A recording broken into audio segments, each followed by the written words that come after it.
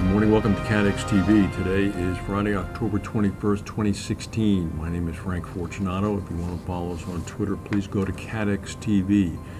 A 6.2 earthquake struck Japan earlier today. The quake struck near Kuroshi City, just west of Osaka. About 80,000 homes suffered from blackouts, but most of the power has now been restored. There have been no reports of any extensive injuries. There have been reports of housing damages. No irregularities have been reported from nuclear power plants in the region. Police are saying we're hearing reports of homes suffering damage. Several major highways have been closed off while the authorities assess their safety, and tens of thousands of people have been left without power. And the Japanese government is warning of a series of aftershocks that is to be expected. Typhoon Haima disrupted Hong Kong severely earlier today and then is now over China. The storm made landfall in Hong Kong, causing the cancellation of about 740 airline flights. Also shut down most of the city's business district. It hit Hong Kong with 75-mile-an-hour winds, closing down ferry services between the various islands and also the mainland. Right now, the storm is over Guangdong province in China, in Shenzhen, where many of the large production companies are located, including Foxconn. All schools, offices, and businesses have been closed today for Friday. Moody's, the ratings agency, said that the United States Justice Department is preparing a civil complaint against it, alleging violations of federal law in the run-up to the financial crisis back in 2007 and 2008. The complaint is going to allege that the company violated federal law while rating residential mortgage-backed securities and collateralized debt obligations.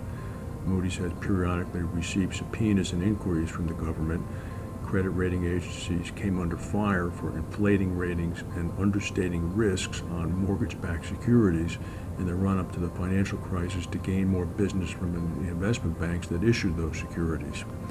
You'll recall, of course, that the credit ratings of those mortgage-backed securities dropped precipitously, virtually overnight, after the agencies began to look more deeply into exactly what was composed within those huge tranches of debt.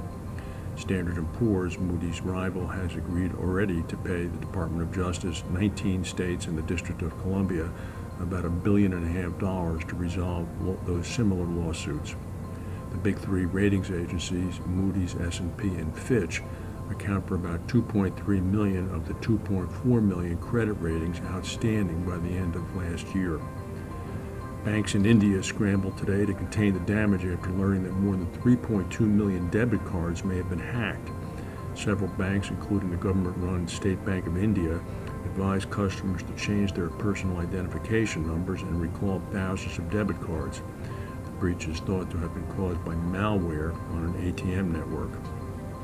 U.S. safety regulators confirmed late last night an 11th death in the United States caused by a ruptured Takata airbag inflator. This is the latest fatality tied to the largest ever auto safety recall. At least 16 deaths are now linked to the defect, including 5 in Malaysia, that prompted recall of nearly 100 million airbag inflators worldwide by more than 12 car makers. The government said that a 50-year-old woman died in a September 30th crash in California in a Honda Civic that was first recalled back in 2008, but never repaired. Honda said that they sent out more than 20 recall notices for that year and model. Apparently, though, the victim ignored all of them and did not have the airbag repaired. Partner Re, owned by Exor, the Agnelli family, has agreed to buy a Canadian life reinsurer called Aurigen Capital for $286 million. Aurigen has gross written premium of about $110 million.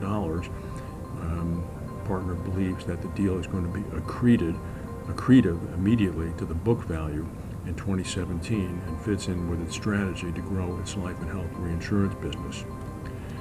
And more on the Elon Musk SpaceX explosion that occurred in Cape Canaveral. Investigators now believe that operational issues linked to fueling procedures rather than any manufacturing flaw probably caused the explosion. 7 weeks after the accident, which occurred during a routine fueling exercise, company experts are still trying to replicate the accident, haven't yet succeeded, but preliminary indications are that in fact it was a process error regarding how the fuel was being loaded and the timing of the loading of the fuel. It was an operational issue versus a design or manufacturing problem.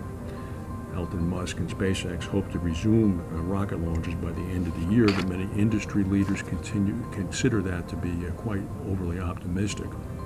Lloyd's managing agent Pembroke is the lead underwriter for the $285 million loss. It's understood that the incident will also be covered in part by Chaucer, Talbot, Berkeley, XL Catlin. Marsh placed the policy for the satellite owner, Spacecom. That's the news for today. If we have any breaking news, we'll come back and tell you. Have a good weekend. Thank you for watching, and we'll see you Monday.